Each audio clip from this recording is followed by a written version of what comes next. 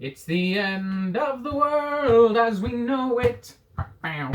The end of the world as we know it. And I don't feel fine.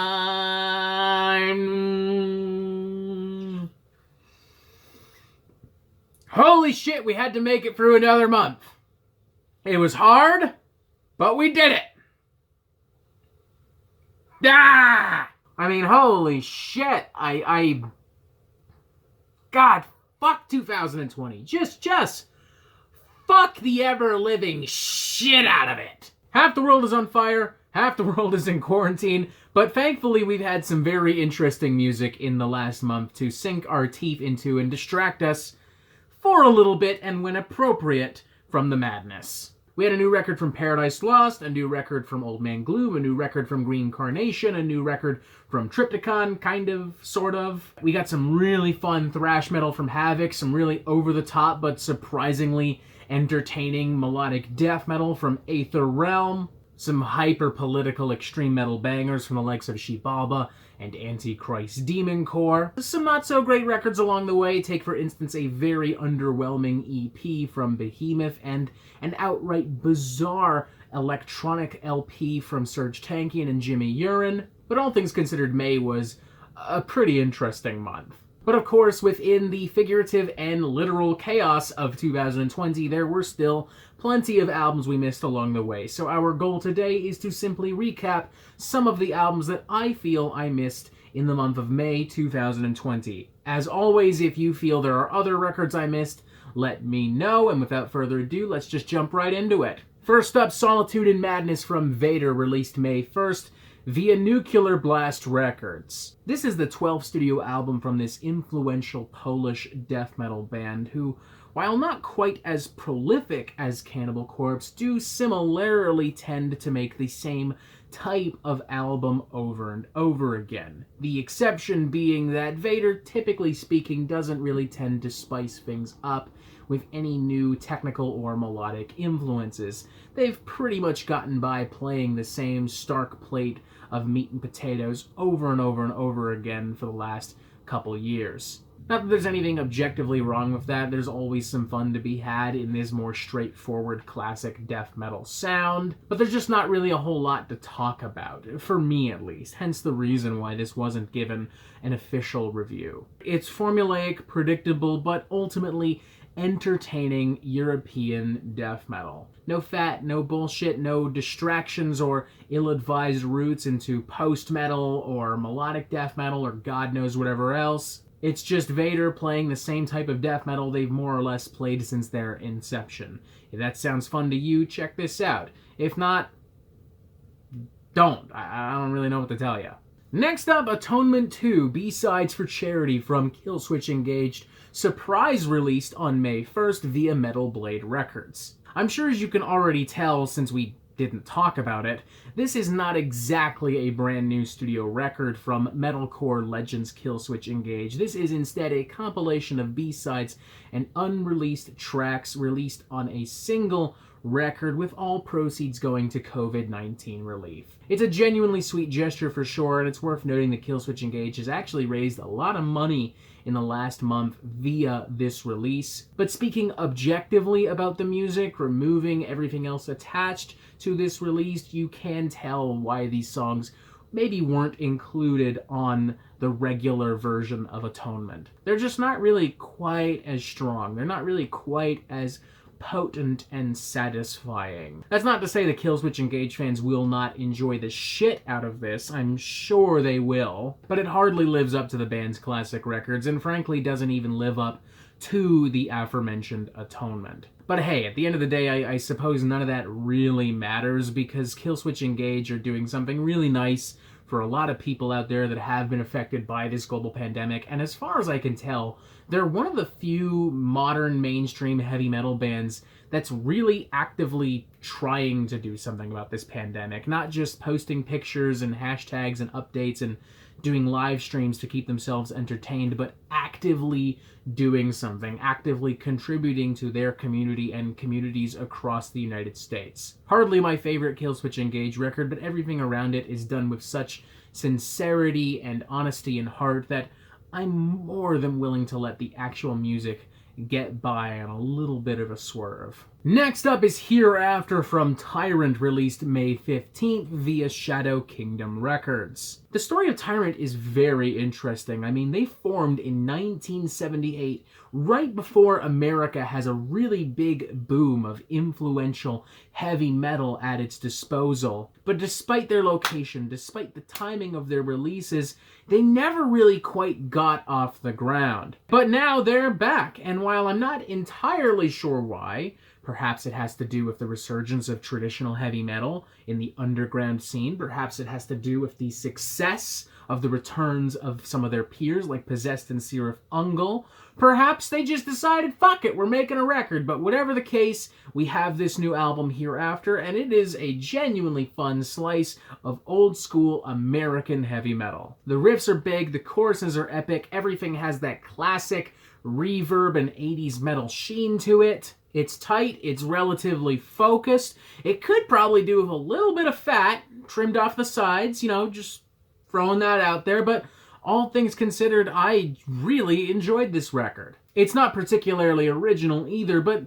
this genre can usually get away with that so long as it's performed with the utmost enthusiasm and energy, and Tyrant packs both of those in spades on this record. So definitely check this out if you've been looking for a blast of old school metal fury. Next up, a self-titled record from Firewind released May 15th via AFM Records. Firewind's a weird band, man, because despite their best efforts, despite their undeniable talent, I am consistently disenchanted by nearly every Firewind record. Like, they're always reaching out to try to become this super epic power metal band, but their compositions get so bloated, get so long-winded, and eventually resort into guitar porn so quickly that they just become incapable of reaching those heights. For these reasons, I wasn't initially very excited for this record, but I will give Firewind some genuine credit. I think they have improved in a few very important aspects. For one, the songs feel consistently more focused and scaled down in comparison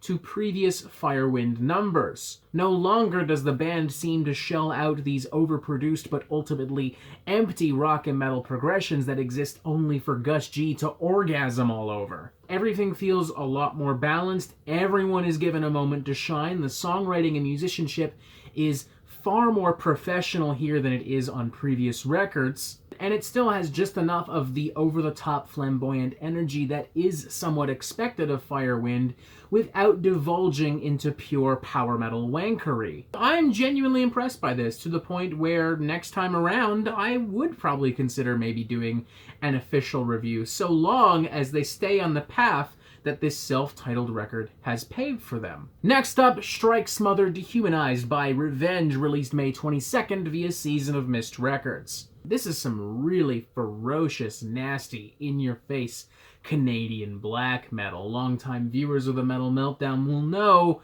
that me and black metal have a somewhat mixed relationship, but I'll give Revenge credit. They fucking slaughter on this thing. The sound mix, for one, is fantastic. If we're looking strictly at this, it is one of the best produced black metal records released in 2020. The guitars are so vicious, like Leatherface with a chainsaw. The vocals are demonic. They ring in your ears. They shatter whatever glass you may have nearby. Revenge has always been a very bloodthirsty band, even by the standards of black metal, but I would go as far as to say that this is their strongest and most brutal record in a while, or at the very least, one of the strongest and most brutal black metal records of 2020. Honestly, I don't really have a good reason as to why I didn't review this record. I guess I just kind of forgot about it. That's a shitty excuse, but that's all I got for you. But hey, at least we got to talk about it a little bit here. If you're looking for some nasty, ripping black metal from my neck of the woods, the glorious country of Canada, definitely check this out. Next up, The Reckoning Dawn from Winterfylleth? I don't know. It was released May 8th via Candlelight Records. And this is yet another black metal record that I probably should have paid more attention to. And yet another black metal record where I don't really have a good reason as to why I didn't review it. I I don't know. May was fucking shit for the rest of the world, but at least black metal was doing okay. This is a really cool record. I really like how this album balances different aspects and shades of black metal, bringing in some more progressive elements, bringing in some more folk metal elements, bringing in some melodic black metal elements, all without losing the essence and atmosphere that I think is expected of a more traditional black metal record. For obvious reasons, it's not quite as immediate as, let's say, the aforementioned Revenge. It does require a little bit more time, I would say, but I'm more than willing to bet that black metal fans especially are more than willing to dedicate said time, so I don't see that being a particularly big problem. I really enjoyed this record. Had I reviewed it, I probably would have given it a very enthusiastic 3.5 out of 5. And yeah, I'm going to be keeping a very close eye on these guys in the near future. You can bet your fucking bottom dollar on that. Next up, the Ease Me and Four Interpretations EP from Oathbreaker, released May 8th via Death Wish Inc. Yeah, and I gotta say, this isn't really doing it for me. I mean, I kind of like the idea, you know, Oathbreaker putting out the Adult Swim single Ease on an EP and bringing in some outside producers and musicians to provide their own interpretations and remixes of this track. That's neat. That's cool. I can get down with that. I just don't really think any of the tracks are really that interesting. I mean, I like the regular version, a nice piece of moody Belgian post-rock, post-metal. But these remixes are just so plain and don't really do a lot to really introduce anything new to the original track. A shame, because there are some very talented people working on these remixes. One of them is done by Chelsea Wolfe, one of them is done by Jesu, featuring Justin Broderick. In the end, they all feel somewhat indistinguishable from each other. I mean, sure, maybe one track has some weird keyboards, maybe one track has some big fucking industrial riffs or whatever, but I don't know, aesthetically, structurally, they all flow pretty much the same way. They all feel very spacey, very minimalistic. I don't know, this just really didn't do anything for me.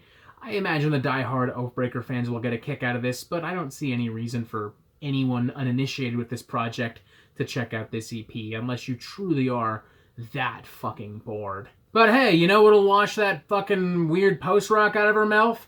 How about another really entertaining slice of black metal, this time from Esoctrilihum? Esoctrilihum? I don't fucking know. The album is called Eternity of Shaog, and it was released May 27th via Voidhanger.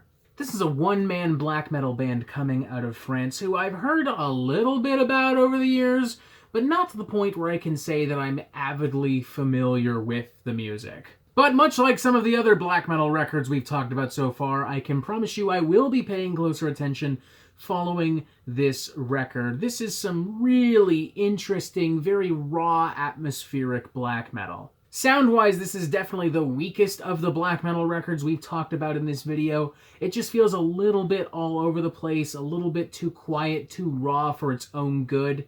On top of that, a good majority of the songs run far too long for their own good. There is no need for some of these tracks to be 8-9 minutes long, but there are a lot of different emotions and concepts being communicated directly through the music, which itself is an amazing achievement when you remember that all of the lyrics are in French. And while I may have taken French in high school, I promise you I don't know enough to take much out of the lyrics. So this gets by almost entirely on the force, the energy, the performances of this record, and it does a damn fine job in that simple regard. It's hardly perfect, but it gets a lot more right than it does wrong, and I imagine those of you looking for something particularly weird from your black metal will find a lot to enjoy here. Next up, the Divinity of Blood from Voodoo Gods, released May 15th via Reaper Entertainment. And this is, it's okay. I can't really say that I'd ever listen to it again, but it's like, it's not terrible, it's fine, it's pretty one-dimensional, it lacks originality, it lacks intelligence, it's often even kind of juvenile, but it is saved by some really strong performances, particularly by the one and only George Fisher of Cannibal Corpse. George Fisher has always had one of the biggest voices in extreme metal, and that is on full display on Voodoo Gods. For this reason alone, I'm actually shocked more people aren't talking about this record. If you were looking for a very safe way to introduce somebody to death metal without scaring the living fucking bejesus out of them, this would probably do fine, but this is hardly going to replace any Cannibal Corpse record in your collection anytime soon. A decent distraction, sure, but ultimately there's just not really enough going on within Voodoo God's world to justify revisiting it.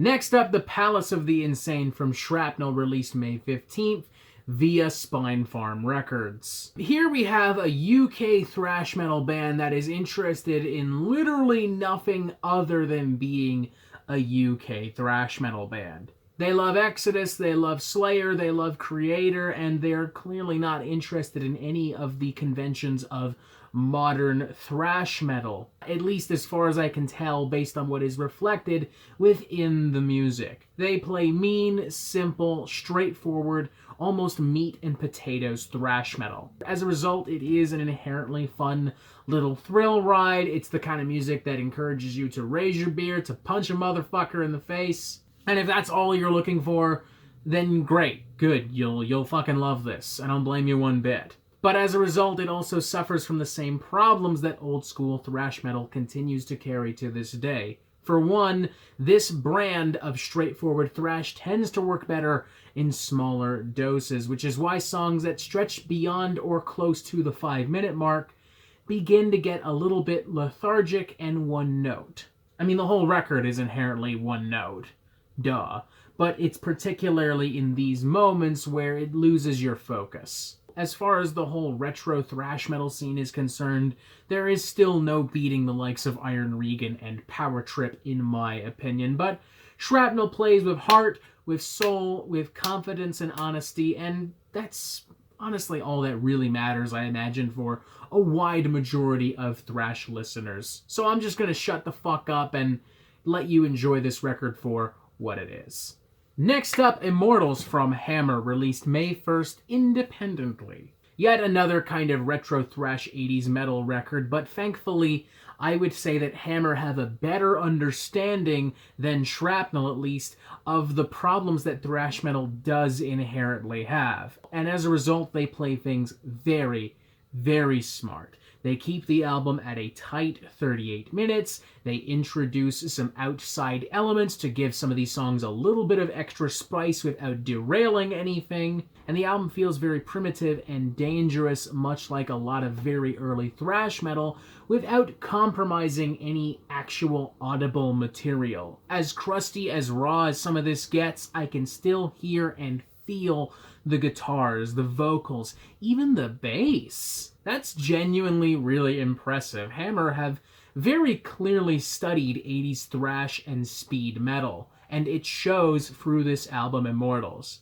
As a result of that, I would go as far as to say that of the retro thrash metal genre, this is one of the stronger releases I've heard in 2020. It's consistently entertaining, it's consistently exhilarating, and gives you everything you could really look for and ask for within an album of this type. I would personally highly recommend this, particularly if you're coming out of the aforementioned Shrapnel record and you're looking for more thrash, more speed, more heavy metal. Side note, they're also really cool dudes. They messaged me directly about this record a couple of weeks ago, and yeah, they're just cool. Check them out. Next up is Slaver by Cauldron Black Ram, released May 22nd via $20 spin. I've heard a lot of people talking about this record, a lot of people singing its praises, people that I regularly talk to about heavy metal, about extreme music, and I can definitely understand why this is some very grisly, barbaric, kind of sludgy, almost blackened death metal. But all things considered, I can't really say I'm in love with it as some of those aforementioned people. I'm just not really fully won over by this. For one, while the songs are heavy, they're not necessarily dynamic. I don't find the riffs to be particularly engaging, and a lot of the structures and songwriting just feel kind of formulaic, a little bit one note.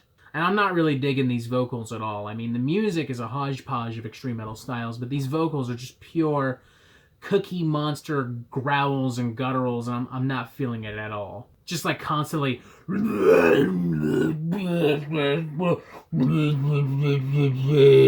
like he constantly sounds like he's about to throw up throughout the entirety of this 36-minute record. I don't know, I'd argue it's a little bit overhyped, a little bit overrated, but whatever. Maybe there's something here that I'm missing because I'm still hearing a lot of people singing this thing's praises. So, I don't know. Let me know. Maybe, I don't know. And I'd like to finish off by shining a spotlight on something that's not quite metal, but it's not quite not metal either. It's the debut album from a gentleman known as Shaog de Burca entitled Shapeshifter. Sean reached out to me on Instagram kind of right around the time Hammer did, come to think of it, and was curious if I would be interested in this particular album for the Metal Meltdown. Generally speaking, I don't tend to take requests, not because I hate y'all or anything, not because I don't respect what you have to say, but because if I did take requests, I would never have the time to talk about the albums that, frankly, I really want to talk about. Plus, on top of that, it didn't really help Sean's case that this isn't necessarily a full metal record. It definitely has some metal guitars, some metal technique, some metal influence, but this falls more in line with fingerstyle guitar and even neoclassical. Like, actual neoclassical, not fucking Yngwie Malmsteen shit. But out of respect, I did still listen to the album when he sent me a promo link for it, telling me that it would be released officially at the end of the month, and I gotta say, I'm genuinely really impressed. His technical skill on this is just remarkable. I'm constantly captivated by the guitar playing, be it the electric stuff or the acoustic stuff. It's just all really well done. Everything feels immaculately arranged, like everything is there for a reason. If you were to look at it from a distance, you could argue that it is show-offy, but sitting down and really absorbing it, it doesn't feel that way at all. I gotta be honest, I enjoyed the guitar playing so much on this record that I've even been semi-encouraged to pick up guitar myself. I mean, granted, I can't give Sean all the credit for that. I've been wanting to do this for a while, and it certainly helps that, you know, quarantine, so I got lots of time. But Sean still gets a little bit of credit, because this definitely was a real kick in the ass. For that reason alone, I would recommend a lot of you check this out. I will say that some of the rhythm guitar and drum parts, particularly on the second half of the album, could be better produced, but I'm willing to let that slide because the highlight is very much Sean's guitar playing, and it is consistently the thing that captures and retains my attention through the record. So yeah, not quite metal, but definitely very interesting, definitely very exciting, and I highly recommend each of you check this out, particularly if, like myself, maybe you've been looking to get back into guitar and you need yourself one final kick in the ass. And that's it, I think. I mean, I'm sure there are other records. May turned out to be probably busier than I initially expected, but those are all the albums that I feel that I missed in May 2020, all the records I feel that I needed to address in some form. Let me know what you feel I missed. Let me know what you're looking out for in the month of June, which itself looks to be a very interesting month, especially for underground metal. Click this button right here to subscribe and get updates on the Metal Meltdown fucking immediately. Stay safe out there, wash your fucking hands, and as always, you have yourself a fantastic fucking day.